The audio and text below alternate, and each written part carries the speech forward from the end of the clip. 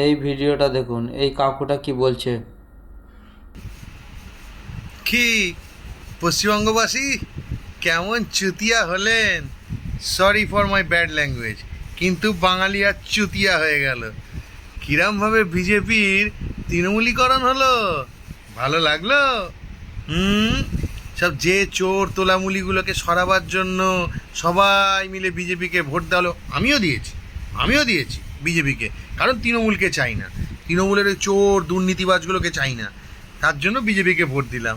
কিরাম চুতিয়া হলাম, আমিও হলাম, আপনারাও হলেন। কী হবে?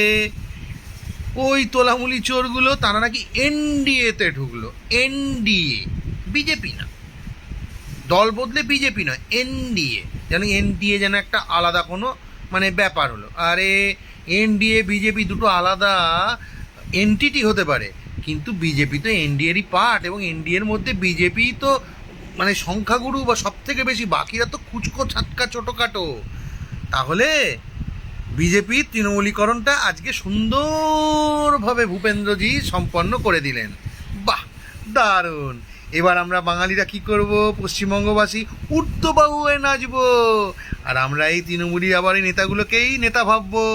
বিজেপি তো তো কী হচ্ছে, এনডিএ তাতে কী হচ্ছে, নেতা তো আহা, কি আনন্দের খবর!